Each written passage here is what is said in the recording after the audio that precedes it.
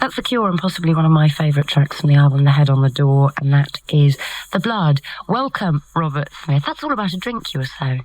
Yeah, well, not all about a drink. Well, it started off with a present someone gave me of a bottle of Portuguese peasants' wine, which is called the Tears of Christ. And I was just struck by the label, which had the Virgin Mary with Jesus under one arm and a bottle under the other. And I thought that this looks like a good drink, so I drank it, and then I felt all Portuguese and something came over me and that song came out of it. I'm amazed that they're allowed to do that, the Virgin Mary with a bottle under one arm and a baby. They probably aren't. It was probably a dummy label, actually, so only thought it was stitching me up. Times are really sort of busy for you at the moment, aren't they? Things are hectic because the album's over and done with, but the tour is imminent. Yeah. You should be rehearsing. Yeah. Each day I say that to myself. Do you look forward to touring? At the start of something like this, I do. I'm really, really looking forward to it because it's like a new lineup and it's all new songs and we're going to different places. I suppose by the time it gets to late November, I'll be sucking my fingers and thinking, oh no, another few weeks to go. But maybe I won't this time. It's not really the playing side of it. It's just the amount of time you spend having to get from one place to another. Well, this is like when I used to want to grow up, I never used to want to travel, and I've actually ended up doing it as my main occupation, I think. But when I said to you before, oh damn, I've forgotten the tour dates, do you know them? And you were very quick to sort of say, yes I do, because I can remember my days off. Yeah. Well, I know when I'm coming back into London, you see, that's how I sort of gauge it. But also there's only about 8 concerts anyway, 9 concerts, so it's not too much even for me to remember. Well, what we're doing this evening, we've picked 3 tracks from the album, including the new single, and you've also picked 3 of your favourite tracks, not cult tracks, I hasten to add. And the first piece of music is Echo and the Bunnymen. In fact, my favourite single from last year, Killing Moon. Do you like Echo and the Bunnymen? Yeah, I do, very much. Do you follow music avidly, or is it the case, as with many musicians, in that you don't bother because you're so busy working on your own stuff? I don't bother, but then I never have done really. I sort of have tended to like the same groups over and over. I'm very open to new suggestions, but it's very rare I ever hear anything that moves me enough for me to do anything about it. Plus, there's too much music that I haven't heard. You know, like I'd much prefer going through the bargain bins and picking out something that's got a good cover, because like 90% of records that are made are just the same records over and over again. It's very, very difficult to get through the dross, really. But when you hear a record like Killing Moon, it's very apparent. Killing Moon from the album Ocean Rain, and that is Echo and the Bunnymen. Or Killing Moon. Yes, that's right. Killing Moon from the album Ocean Rain by Echo and the Bunnymen. We got there in the end. I'm talking to Robert Smith. I was just going to say to you before, when you were talking about music, how you're, you were recently, with In Between Days, a breath of fresh air to the charts, albeit air that's already been there before, because music at the moment seems to be quite boring. Yes, it is, but it's nothing new. Generally, contemporary music's boring. But it's funny though, because like, I always think that we're a breath of fresh air, but we're in a minority really, because the people that seem to have control over what you see and hear don't seem to think we're a breath of fresh air at all. Why do you think that is? I don't know, because we've never seemed to fit into a stereotypical image, but I've never been able to figure out what it is. Is it because you don't walk around going, hi, this is showbiz and we're having fun? It's because we don't walk around saying hi to anyone. So what have you been doing in the sort of period before making the album? What were you up to? Doing very, very little earlier this year, because it was the first time I'd been able to have a break for a while. Sort of poor thing. But just otherwise it would have turned into a treadmill again, and I've become very aware of the fact that we need to have a bit of time off to remain fresh. Did you take time to do things that you didn't normally do, or take an interest in things that you'd sort of left behind or whatever? I tend to spend most of my spare time watching films or reading books. Just anything that stimulates me, really. Nothing physical. Pool, I've tried to improve my pool playing. What sort of movies do you like watching? There's no particular type. I've seen some good. It's mainly on video. I like watching video.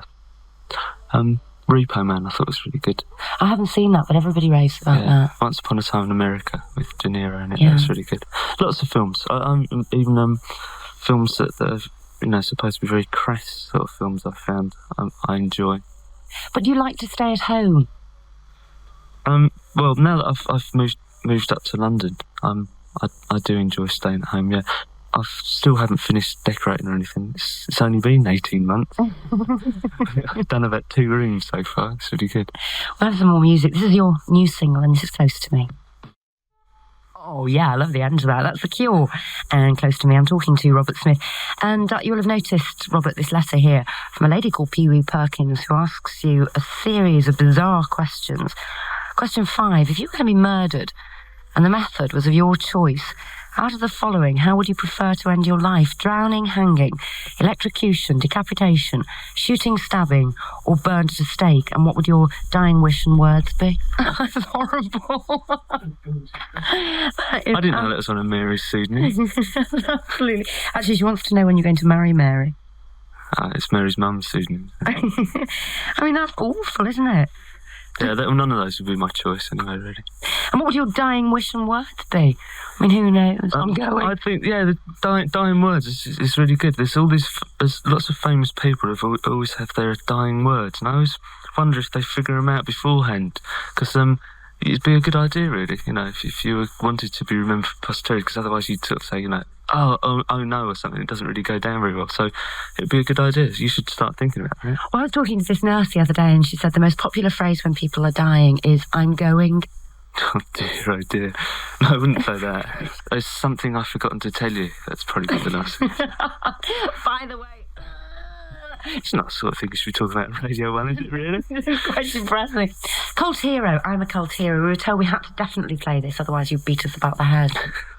Do I look like that? Just because it's a savagely underplayed record, really. It's a hit in Canada, I think, in about 1981.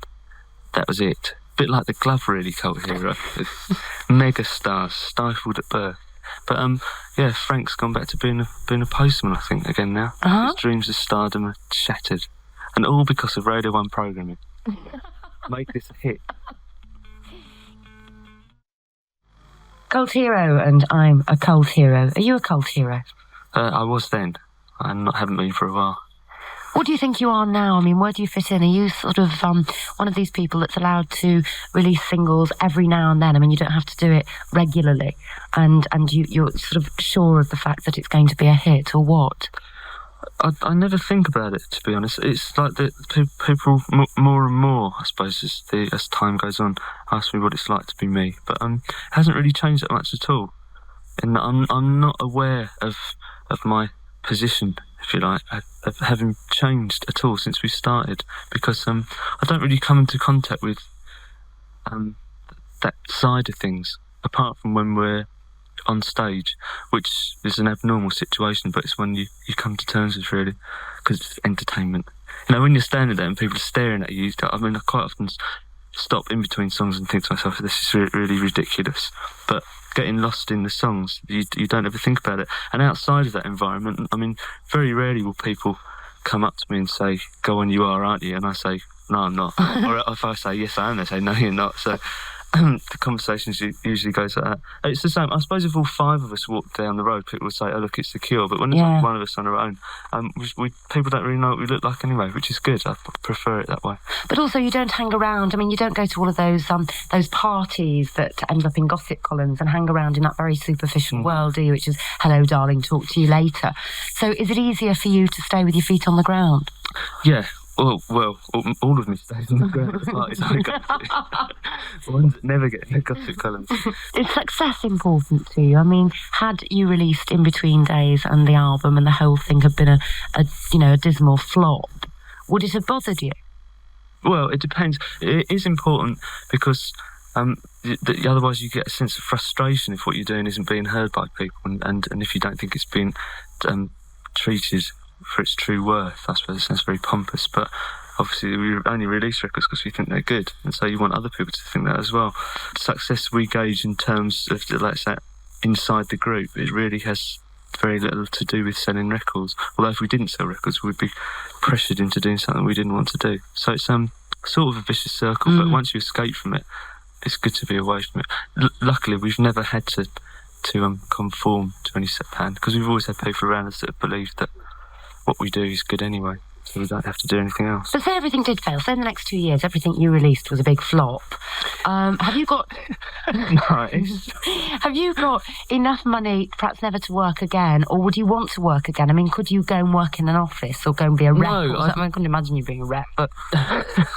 I've never worked, and I've always had enough money not to work, before I did anything was absolutely no money at all. But the convictions that I've got, I would never do anything I didn't want to do, even if it meant starving. And it sounds like a very romantic ideal, but I was deadly serious about it. I mean, for the 8 months after I left school, I didn't do anything, and I didn't have any money at all. But you don't really, beyond a certain point, I can't see why people worry so much about having a lot of money, because I don't have a lot of money. On paper, I suppose I make a lot of money, but I physically spend very little money at all, because I can't think what to spend it on. I mean, most of my drinks are free, and that's like at least 90% of my But perhaps you are in that privileged position where you will get your drinks free. I mean, it's very difficult to explain what you think or what you feel about money, say to somebody who's on the dole. Yeah, but I give it away a lot, though. Do you? Yeah. I mean, I don't see the sense in hoarding money for my old age. I think it's a really stupid thing to think. Certain people say to me, well, you'll be sorry about this when you're older. But, I mean, I'm older now, so it's not really something I ever think about. No, if I find that I've got more money than I feel comfortable with, I'd give it away, because I do beneath it all have a very strong sense of morals, really. So what do you think of people, perhaps pop stars then, who make loads and loads and loads of money and are sitting there hoarding it? I mean, is there any need? They all look like it, don't they, really? Is there any need for somebody to have more than £1 million? No, there's not even any need for anyone to have more than, I don't know, £100,000. I'd be horrified if I had that much money. I mean, you can easily make it. The thing is that you have to compromise so much to earn that sort of money, unless something happens out of the ordinary. But no, I think it's disgusting that people should have that much money. Really, in that sense, I'm a socialist, but I'm not really a socialist. Do you think things will change though, because unemployment is so high, and because a lot of people are having less and less, that in the future it might have an effect? Yeah, I think there'll be more social unrest than like a couple of years ago. I imagine it's building up to that again. Right, let's cheer up. Petula Clark, Downtown. I used to sing this when I was a kid. I used to love it, yeah. I didn't. I wasn't born with it. Shut up. Why do you like this? Yeah, because my mum used to sing it to me when I was in the cradle. Bitch. Petula Clark and Downtown. Doesn't she sing terribly nicely? Yeah, perfect. Ever so sweet and ever so nice. So it's the tour which starts on Sunday. Yeah. Do you have a say in where you're going? Up to a point. This time round, we either had the choice of doing quite a long tour and playing a couple of nights in various, in a lot of towns, in the same venues as we played last year, or going up to the venues which have, like, there are none bigger, sort of thing. But as soon as we've never done that in England, we've done it in other places. I just thought it'd be good to see what it was like, what the reaction was like. Like playing Wembley, the alternative was like playing 5 nights at Hammersmith, and I think it would be better for us to play 1 night at Wembley rather than 5 nights at Hammersmith. We could obviously play 1 night at Hammersmith, but then we'd just have all these people who would like to go and see us and who wouldn't. But if it doesn't work, then next year, if we play, we won't play there again. It's like one of the things. But if you never try it, the only thing, see about things like Wembley, people are always saying, you can't play it, it won't be right. But you never see a group like The Cure play somewhere like Wembley, so you don't really know. You always see really horrible, mega, boring bands play places like that. So I'm sure we can make it good. And what about outside of The Cure? Are you working on anything else? Not really, not at the moment. The only thing that I'm working on is actually to do with The Cure. It's a book. The official autobiography of The Cure, but it's so sordid that it's taken me a long time. I have to figure out what I'm allowed to say and what I'm not. If I can't say what I think I can't say, the book's going to be about 4 pages long, because there's very little in it that's legal. But if you've got a book out which is about you and you've actually said, yes, I agree to that, is that better than all of these magazine articles where you don't quite know who Robert Smith is? I mean, if you read them all, one is weird, one is dead mysterious, and another one is this, Well, there's only ever been one book about us, which was an Italian book last year, which was all right. I couldn't understand it, obviously, because I can't speak Italian. But the pictures looked like they were of us, so it was a book about us.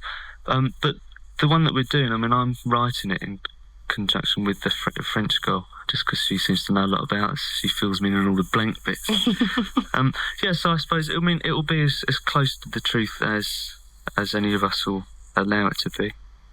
And that'll Have be to when? be a bit careful. It's supposed to be finished by Christmas, so it can come out in April. God, it even takes longer than releasing a record, making a book. Ages, doesn't it? Yeah. Well, thank you very much indeed for interrupting your rehearsals and everything to come in. Can I just say you look really well? Thank you. You do. No, you fit. Yes, it's because I haven't shaved today. Robert Smith, thank you very much indeed. Another track from the album. This is 6 Different Ways.